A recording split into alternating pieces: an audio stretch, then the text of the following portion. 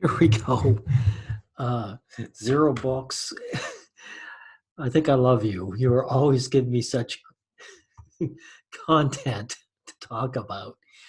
Now, these two gentlemen, Leo and Douglas Lane, are talking about Rachel Dolezal co-opting.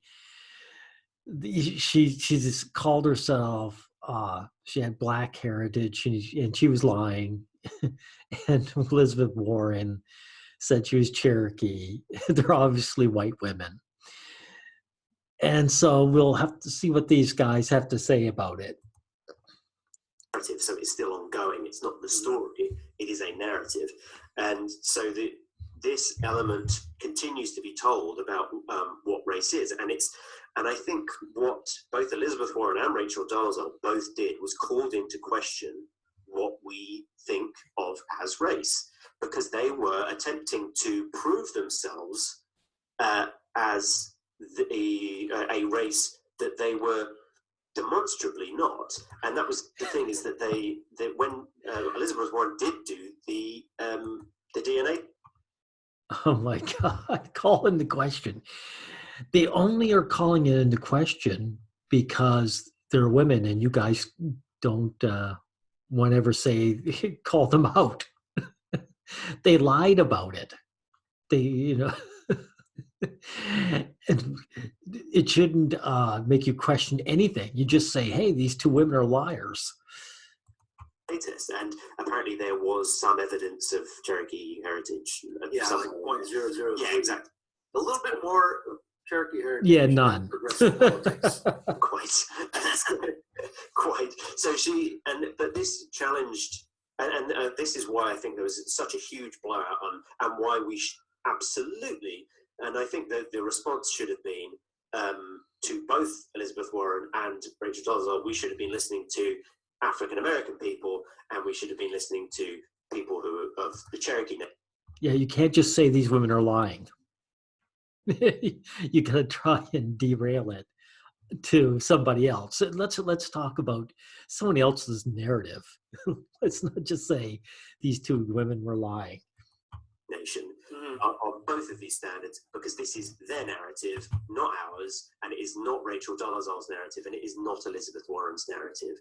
And I think that Dolezal wasn't black, and Warren is not Cherokee. That's the problem, is they are trying to co-opt a narrative about race that is not theirs to tell. It is not their story to tell. Yeah, they were trying to say that they were something that they weren't, to gain, I don't know what, sympathy. They were trying to gain off of somebody else's race.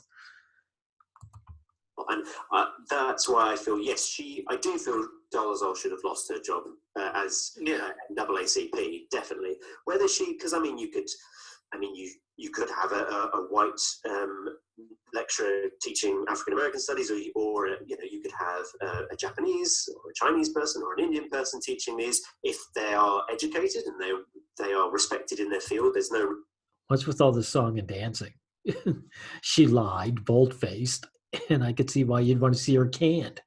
Reason that race should dictate what you're teaching necessarily, if you know what you're talking. Someone said that I need to debate Vosh. Is that how you say Okay, this is a bit off topic. I'm going to warn you, Lane, you do not debate Vosh. Vosh's idea of debate is yelling over you and interrupting you and calling you names. That's what. You will be very sorry if you took him up on it. Vosh? So I don't know. I've heard of him. Someone needs to tell me why. I don't know who Vosh is. He's a YouTuber. Someone has given us $2. Thank you very much. Let's see. Are there any other questions here? But I guess we're not quite done with the Warren thing. I agree with you that the stories belong to the communities in which they arose. Although, in the case, it's kind of complicated, because we said it just a moment ago that the story.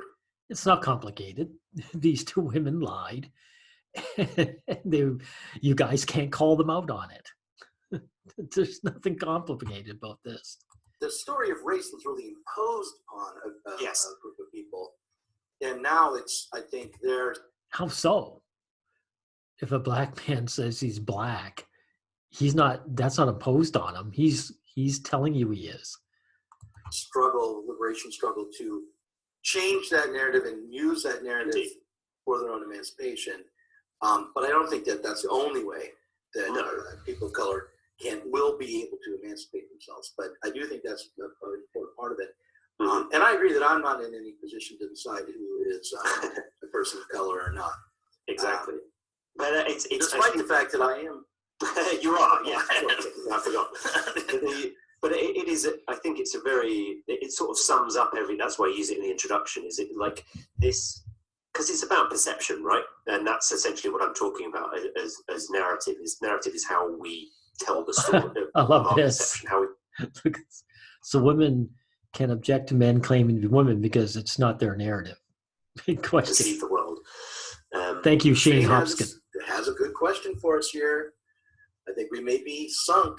So women can object to men claiming to be women because it's not their narrative. Yeah, I mean, that's a good point, isn't it? Kind of puts the whole kibosh on the trans women thing, doesn't it? I think, but then You're on your own. I'm getting out of here. You go ahead. I think Figure this one out.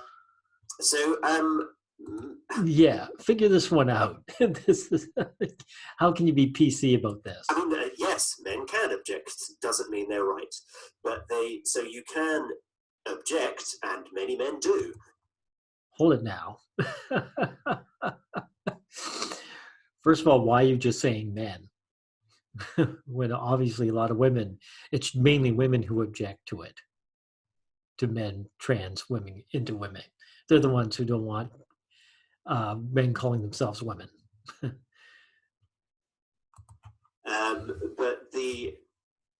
But again, extrapolate further. So drag this out. What the narrative of gender itself, and this is what most trans people discuss, is that it is a narrative. Gender is not. There is sex and there is gender, and I think you can argue there is that narrative tension.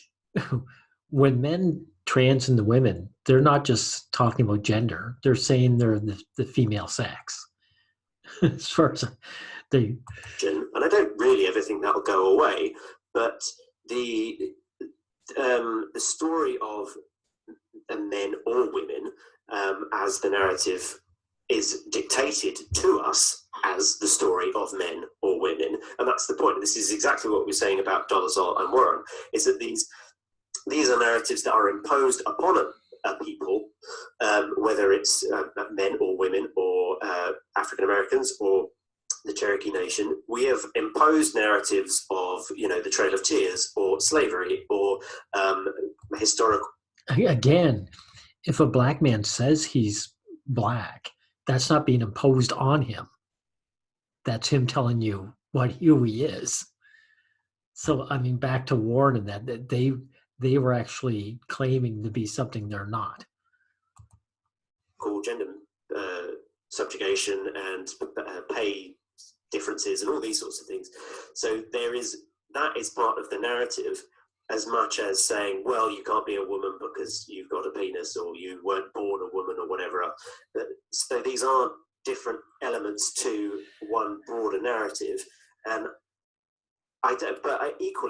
yes, a man can object to a woman identifying, and yes, they can object, but I think it's more interesting for us to hear their narrative. And I think that's I think that's more important, frankly. So I'm supposed to debate Vosh on whether or not to vote for Joe Biden, I guess, and prove that the Democrats are the greatest enemy of humanity, or at least of the left. I don't know who Vosh is. I'm sorry. Poor Vosh. So let's see. Oh, I love this one. Oh, take a look at that. Doug knows this is a forbidden narrative. The question was on women objecting. Exactly. That's why this guy, Leo, keeps bringing it back to men and saying men can't say, when it's really women saying trans women aren't women. because trans women are trying to get female privilege, and born women don't want them to have it. They want them to stay in their lane. Once a slave, always a slave. You are not you're not going to be a grunt that's going to become an officer. Yeah. Someone says, Doug knows this is a forbidden narrative. The question was on women objecting to men claiming to be women. Here's what I think. I think that there are different, I've come up with a clever way. This is going to be fun. He's already saying, sorry, I've got to avoid the answer. I'm just going to have to tap dance. Yeah, let's see if this will work. I think the history of narratives matter, and that the kinds of narratives that there are around the identity of being a woman are not the same as the kind. Doug, what would you say to a woman who says trans women aren't women? What would you say to her? Nothing. You'd keep your mouth shut. Narratives there are around race, and that and that the narrative around being a woman has to do with your sexuality and your expression, and so what? The true reason to accept someone who decides that they're the different gender than they were born as is because you want to be. There's a reason why the trans is in the LGBTQ lineup, and it's because this is based on their sexuality and their gender, which you can't really completely split apart. This is an expression of their individuality and of themselves, and so we want to be accepting of. So what? Dolezard, when she claimed to be African American, that was an expression of her individuality. It was part of her, but she was lying, and people just said so. Non-normative orientations. I know I'm probably in. Look, Doug and Leo, if a trans woman goes into a woman's bathroom, it'll be a woman that usually calls the police and gets that person removed. They're the one who have a problem with them. Women are the ones with problem with trans women, and the police will come and remove that trans woman because the born women have the power, and that's what trans women want. They want what the women have: privilege and power. Deep water already by tying it to sexuality at all. And I'm not saying it's only that, but I'm just saying that this comes from a deep-seated personal need, and just as deep-seated as my need to